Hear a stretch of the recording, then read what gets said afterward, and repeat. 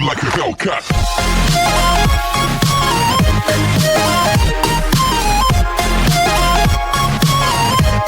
अभी तक हमने देखा कि हैजुन बाका और योलमू के साथ फैमिली फोटो क्लिक कराने के बाद बहुत ही ज़्यादा खुश है, जैसे ये दोनों सच में उसकी फैमिली हो। जिसके बाद अब हम देखते हैं कि जब जैसे ये दोनों नागवान के बाहर पहुंचे, जहां हैजुन कार से स्ट्रॉलर निकाल कर बाका को दे रहा था, तो तब बाका उसे थैंक्स कहने लगी डिनर ट्रीट के लिए। तो ये सुन वो खुश हुआ। वेल ये दोनों यहाँ थोड़ी बहुत बातें कर ही रहे थे कि तभी अचानक वूजाई भी वहाँ आ गया, जिसके पास भी सेम स्ट्रॉलर था योलमू को एज ए क्रिसमस प्रेजेंट देने के लिए। तो तब ये देख बाका उसे सॉरी बोलने लगी, क्योंकि वो ऑलरेडी एक स्ट्रॉलर विन कर चुकी है।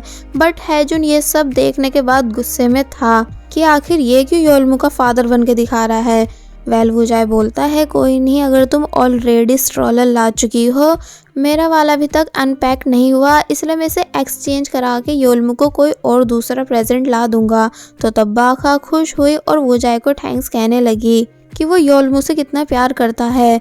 मगर इन दोनों के अंदर जाने के बाद हैजुन को काफ़ी जेलस फील हो रहा था।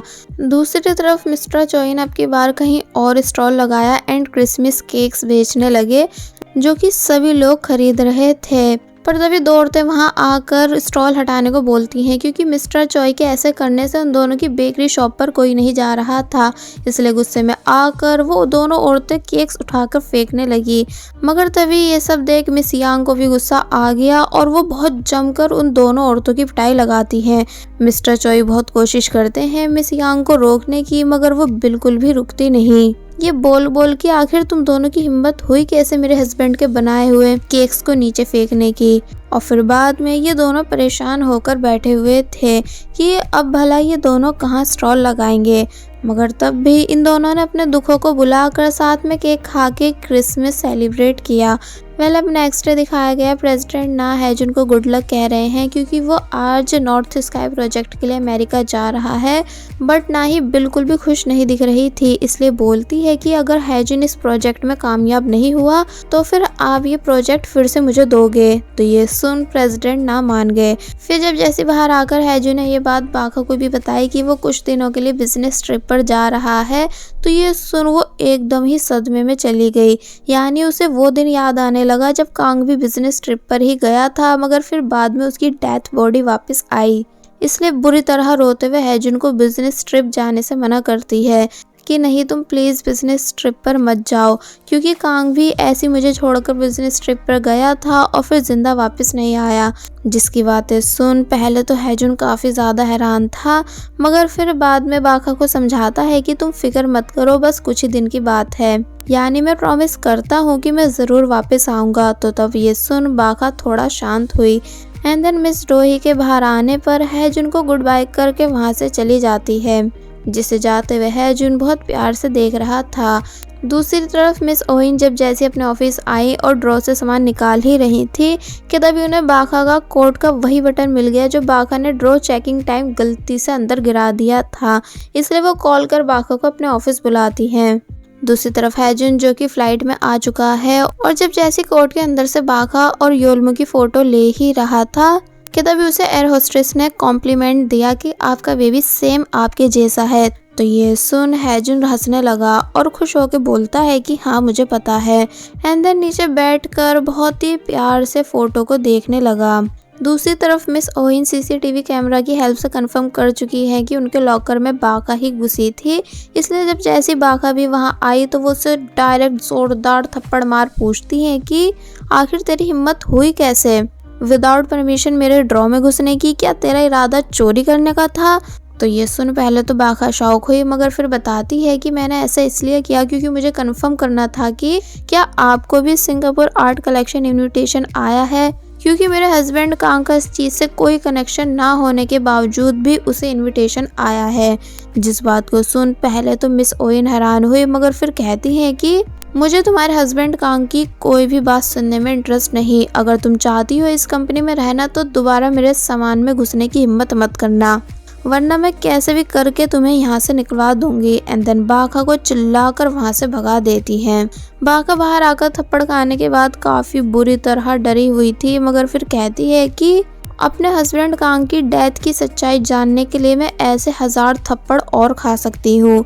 अब हम हैजुन को देखते हैं जो कि वो सीन याद कर रहा है जब बाघा उसके लिए रोई थी, इसलिए बोलता है कि आई थिंक बाघा को मेरी कांग जितनी फिक्र है, और फिर मन ही मन खुश होने लगा। और वही ग्यूसंग होटल में बाजार इवेंट हो चुका था, जहाँ से बाहर आकर मिस रोही बाघा से पूछती हैं कि तुम इतनी लापरवाह कैसे हो सकती हो जो अपना बटन ड्रॉ में छोड़ आई। अगर नेक्स्ट टाइम ऐसा कुछ भी हुआ तो मैं तुम्हें चाहकर भी बचा नहीं पाऊंगी। तो ये सुन बाघा चुप हो गई कि तभी मिस ओइन की सेक्रेटरी उन्हें मिस्टर जैक्सन की एक्सपेंसिव पेंटिंग के बारे में बताती है जो बाजार इवेंट में बिक चुकी है एंड उसे आज ही डिलीवर करना होगा। तो ये सुन मिस ओइन के माइंड में एक बहुत ही ज़बरदस्त आइडिया आया, बाघा को जाल में फंसा कर हमेशा के लिए कंपनी से निकालने का। जिसके बाद अब हम मिस माकरे को देखते हैं जो कि कहीं जा रही थी कि तभी मिस्टर बॉक को किसी लेडी के साथ बैठा हुआ देख वहीं रुक गई। देखने में ऐसा लग रहा था जैसे मिस्टर बॉक का उस लेडी के साथ कोई अफेयर हो, इसलिए मिस माकरे अंदर आकर मिस्टर बॉक पर बरस जाती हैं कि जब तुम्हारी ऑलरेडी गर्लफ्रेंड है तो तुम क्यों मेरे गेस्ट हाउस में रह रहे हो, यानी क्या तुम्हारा अभी तक दिल नहीं भरा धोखा दे देकर।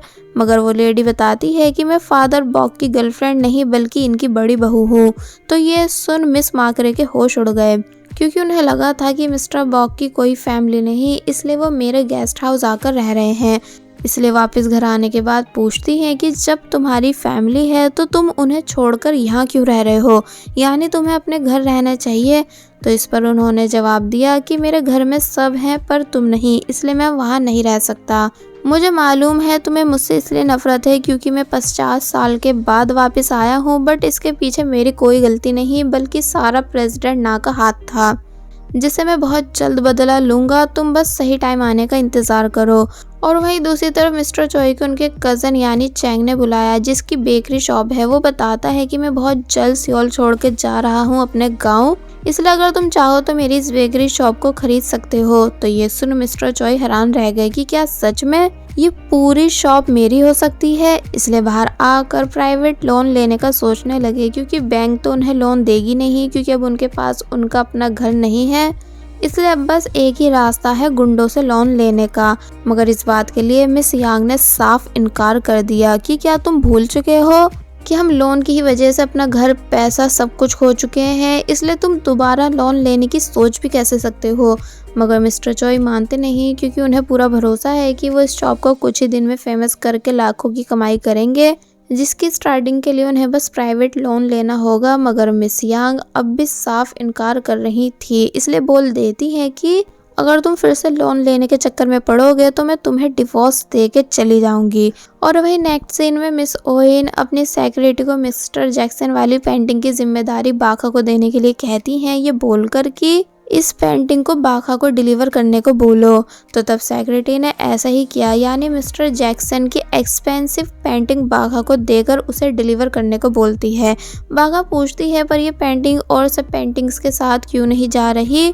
तो इस पर सेक्रेटरी ने बताया शायद इसलिए क्योंकि ये सबसे ज़्यादा एक्सपेंसिव है, बट हम कुछ नहीं कह सकते क्योंकि ये मिस ओहिन का ऑर्डर है। तो ये सुन बाघा मान गई और उस पेंटिंग को कार में रख अपने साथ ले गई।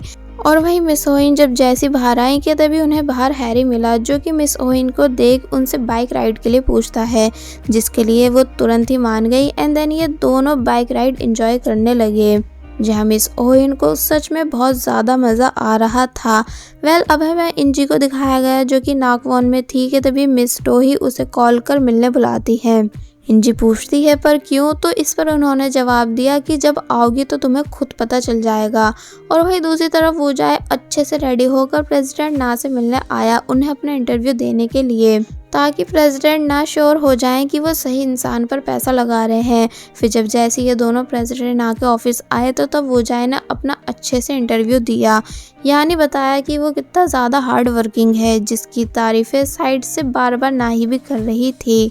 वूजा कहता है कि मुझे ना कार चाहिए, ना घर, ना ही डाउन पेमेंट, बस आप मुझे एक अच्छा प्लेस प्रोवाइड कराएं जहां मेरी स्ट्रिक्ट ट्रेनिंग हो। तो तब ये बातें सुन प्रेसिडेंट ना वूजा की बातों से इम्प्रेस होकर फाइनल फॉर्म पे भी साइन कर देते हैं। ना ही वापस अपने ऑफिस आकर बहुत ज़्यादा खुश थी कि अब फाइनली सब ठीक हो रहा है। इसलिए वो फाइनली उस रिंग को भी एक्सेप्ट कर लेती है जो वो जो है ना अपनी प्राइज मनी से नाई के लिए खरीदी थी। और वहीं दूसरी तरफ हैरी जो कि मिस ओइन के साथ अच्छा टाइम स्पेंड कर रहा था कि तभी उन्हें अपने हाथों से नूडल्स खिलाने लगा, जिसे खाकर मिस ओइन भी उससे काफ़ी ज़्यादा इम्प्रेस एंड खुश दिख रही थी कि तभी वो मौका देख फाइनली मिस ओइन को प्रपोज कर देता है कि अब धीरे धीरे मैं आपको काफ़ी ज़्यादा लाइक करने लगा हूँ। मैं ये नहीं कह रहा कि आप भी मुझे लाइक करो, यानी मैं बस आपको अपनी फीलिंग्स बता रहा हूँ। तो ये सुन वो कुछ नहीं बोलती, मगर उनके एक्सप्रेशन से साफ पता चल रहा था कि वो भी ये बात जानकर खुश हैं। फिर जब हैरी मिस ओहिन को एक कैफ़े के बाहर ड्रॉप करता है जहाँ उन्हें मिस रोही ने मिलने बुलाया है इंजी से बात करने के लिए, कि तभी मिस रोही को आता देख ये दोनों जल्दी से साइड में छुप गए, जहाँ एक दूसरे के काफ़ी क्लोज होने की वजह से हैरी उन्हें जब जैसी किस करने ही वाला था, मगर मिस ओहिन तभी दूर हो गई और फिर हैरी को बाय कर वहाँ से चली जाती हैं। जिनके अंदर जाते ही एंट्री हुई इंजी की, जो कि कैफ़े के अंदर जाने से पहले बहुत ज़्यादा नर्वस थी।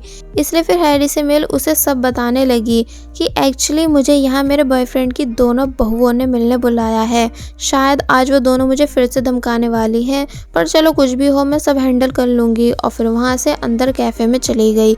हैरी भी अपना वापस घर जाने वाला था कि तभी बोलता है कि 1 मिनट, क्या कहा इसने दोनों बहुओं से? कहीं इसका मतलब मिस ओइन और मिस रोही से तो नहीं था। इसलिए इस बात को कंफर्म करने के लिए इंजी के पीछे पीछे आया, जहां इंजी को प्रेसिडेंट ना की दोनों बहुओं के साथ बैठा देख हैरी के होश उड़ गए कि इसका मतलब इंजी का बॉयफ्रेंड प्रेसिडेंट ना है।